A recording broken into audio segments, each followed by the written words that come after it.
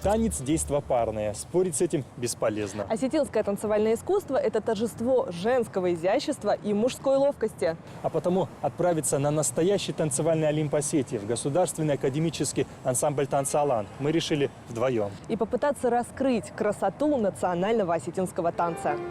Спокойнее. Раз, раз, раз. Крест назад. Локоть подними. Безупречно исполненный на сцене танец рождается благодаря упорному ежедневному труду артистов. Раз. Кисть не напрягай.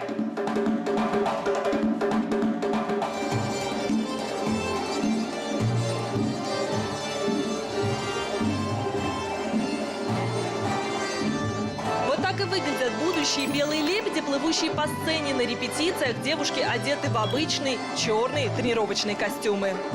Мастерство оттачивают на изнурительных репетициях. Видимо, чтобы на сцене джигит выступил с гордо поднятой головой, на репетициях случается и падать, и получать замечания.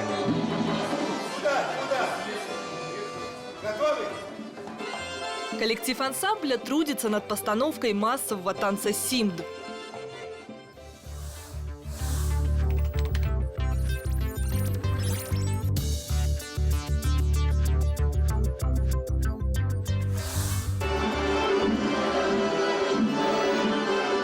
Массовый танец симд – жемчужина концертной программы ансамбля «Алан». Не случайно. На протяжении многих веков этот танец является визитной карточкой хореографического искусства осетин. Это наше лицо, лицо Осетии. Какая должна быть женщина, и какой должен быть мужчина, и какое отношение между ними должно быть. Изнутри это почувствовать, это обязательно надо, потому что вот даже парень смотрит на девушку, и девушка не может поднять даже глаза, потому что это настолько стеснение, да, внутреннее. Говорить открыто о своих чувствах у горцев было не принято. В любви признавались на языке танца. Когда раздавались звуки симда, молодой человек как бы случайно оказывался в паре с девушкой, в которую был влюблен. И показать себя, но и на людей посмотреть, и попробовать в паре, как оно. Потому что если во время танца, я вам так скажу, если во время танца пойдет работа вместе, то можно рассчитывать, что потом будет взаимопонимание во многих вопросах. Два самых эффектных элемента в симде – прямая линия и круг в движении. Эти символы особо почитались далекими предками осетин и отражали народные представления об устройстве мира. Круг символизировал солнце, прямая линия обозначала вечность. Эти элементы наиболее сложны в исполнении, но во время концертов они буквально срывают овации. Линии, развороты, где ты показываешь, что люди, они находятся в гармонии. И важно вот в этом состоянии показать еще красоту парней, показать красоту девушек и определенную геометрию. В этом году ансамбль «Алан» отметил свое 75-летие.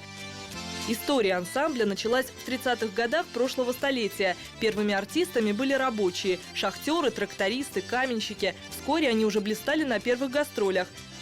За всю историю существования ансамбль объездил с гастролями весь мир.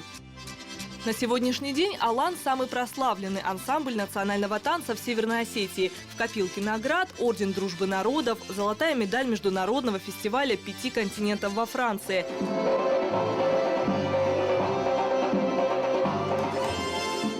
У ансамбля свой собственный оркестр национальных инструментов. Ведущая партия в любой аранжировке принадлежит осетинской гармонике.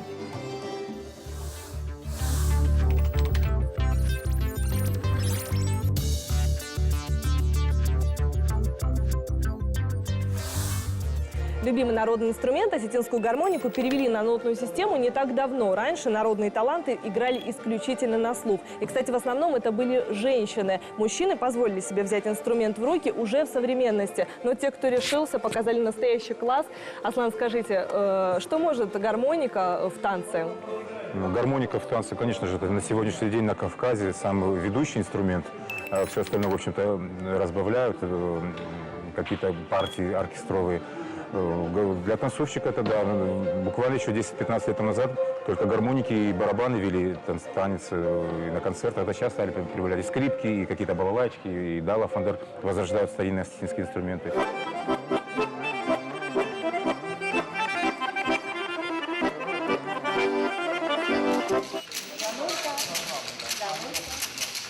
Еще один старинный музыкальный инструмент – это трещотка. По некоторым данным, ее возраст составляет несколько веков. Этот незамысловатый инструмент на самом деле ведет за собой весь коллектив ансамбля. Ритм танца отстукивают с помощью нескольких связанных между собой деревянных пластин, а музыканты играют в такт.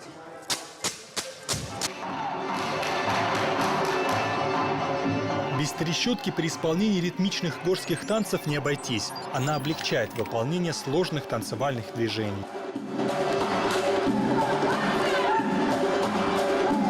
В танце мужчина показывал выносливость и ловкость. В древности это был отличный способ выявить лучшего воина. Ведь в головокружительных поворотах и высоких прыжках хорошо видно, как мужчина умеет владеть собственным телом. Кроме того, в старину считалось, что танец отводит беду, вселяет в воина веру в себя и в удачу на поле брани. Показывает просто настроение горского народа, именно горского народа. В сухости, в жесткости, в то же время в сдержанности. При этом на тебе черкеска, при этом на тебе папаха, при этом на тебе кинжал. В этом, наверное, и вся прелесть горского, что это красиво, темпераментно. Отбор танцоров в основной состав ансамбля очень жесткий. На репетиционной площадке ребята должны работать по несколько часов с полной самоотдачей.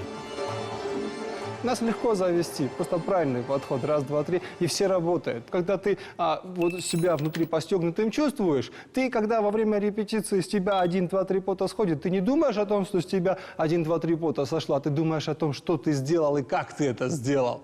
После репетиции артистам необходим отдых. Во время перерыва мы спешим в костюмерные. Здесь тоже много интересного.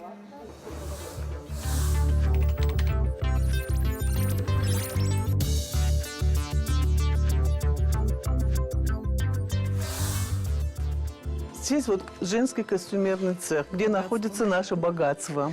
Здесь под каждый танец шьется определенно свой костюм. От разнообразия и роскоши голова идет кругом. Такие пышные платья чуть ниже колена предназначены для стилизованных этнических постановок. Костюмы из летящих тканей нежных оттенков для воздушного девичьего танца. Но самый женственный покрой у традиционного национального женского наряда. Костюм изменялся и совершенствовался на протяжении многих веков. Платье идеально подчеркивает все достоинства женской фигуры. Костюм сам весит где-то около 16 килограммов, потому что он расшит, вы видите, да, жемчугом. Ничего себе! Да. Очень тяжелый костюм. Он очень тяжелый. Как в нем ходить? Не то что танцевать. Но наши девочки приспособились уже. Костюмеры шутят. Красота требует от танцовщицы сноровки и мускулов. Вот представьте себе, вот этот костюм снять и одеть другой костюм за 2-3 минуты. В старину платья расшивали золотыми нитями. В этом искусстве осетинским рукодельницам на Кавказе не было равных. Платья украшали растительным или цветочным орнаментом. По поверью, такой орнамент символизировал счастливое материнство. Серебряные нагрудные украшения и пояс в старину считались оберегами и передавались по наследству. Предки верили, что, к примеру, пояс невесты способен защитить ее от сглаза. У нас у девочек талия где-то 60-60. Вот у всех танцовщиц? Да, да. Если больше 65 сантиметров талию, то мы их не берем в ансамбль даже, да. Очень сложно удержаться от искушения и не примерить, если не весь наряд, то хотя бы расшитую жемчугом верхнюю часть платья. После очередных гастролей ансамбля за границу любили рассказывать одну историю о том, как в Мексике после выступления танцовщиц просили чуть приподнять подол длинного платья. Зрители терялись в догадках, каким образом горянки буквально плывут по сцене в танце. В зале ходили слухи о различной обуви на колесиках и прочих уловках артисток.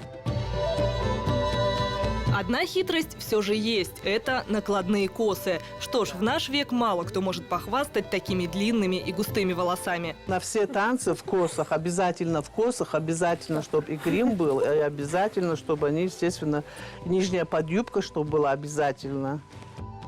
Вот, пожалуйста, вот 2 косы. Можем шапочку приложить к ней. И сейчас она получилась прямо аж как невеста.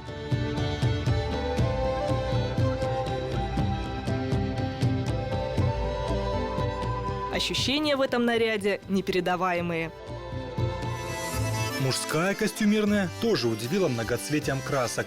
Черкески – красный, синий, зеленый, золотистый, с орнаментом и без. Каждый элемент в осетинском мужском костюме раньше имел свое практическое применение. К примеру, газыри в нагрудных кармашках черкески использовались для хранения пороха. В наше время это деталь декоративная, но обязательная для создания законченного образа танцора. Без пояса и без кинжала тоже национальный костюм никогда не одевает танцор.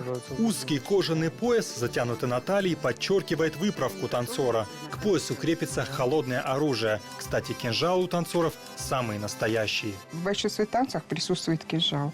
То есть даже, казалось бы, танец, где влюбленные, Да. парень и девушка, даже там кинжал присутствует. В старину мог кто-то вмешаться третий. И тогда влюбленный парень мог защитить ее честь через кинжал. Надеть танцевальный костюм заслуженного артиста Северной Осетии для меня большая честь.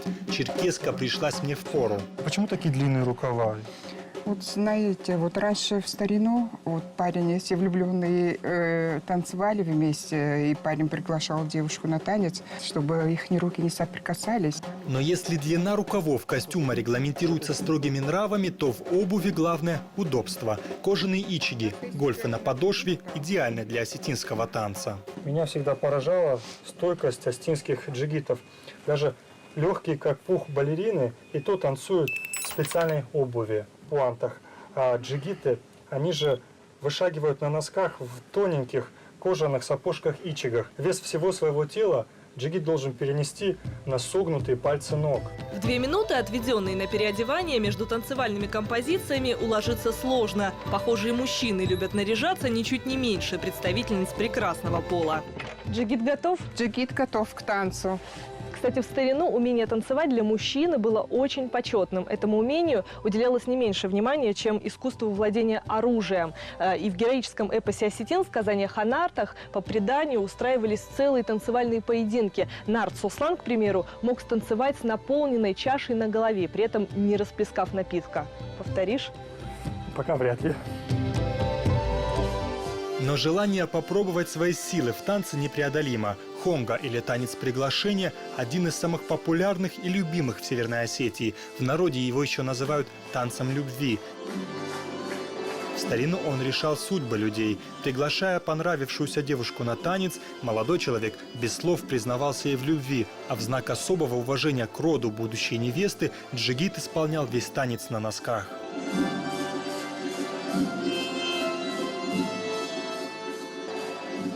Чтобы добиться плавности движений, девушки раньше даже занимались специальными упражнениями. Они туго перевязывали ноги выше колен и двигались по комнате танцевальным шагом, так, чтобы вся верхняя часть корпуса оставалась неподвижной. Под присмотром сразу 2 заслуженных артистов Северной Осетии мы пробуем делать первые шаги в танце. Самое сложное для новичка – одновременные движения ног, рук, повороты головы и туловища. При этом важно держать равновесие и не забывать следить за осанкой. Вот она, магия осетинского танца. Она кроется в сочетании силы и хрупкости, ловкости и изящества, напора и грации. Она в гармонии существования мужского и женского начал.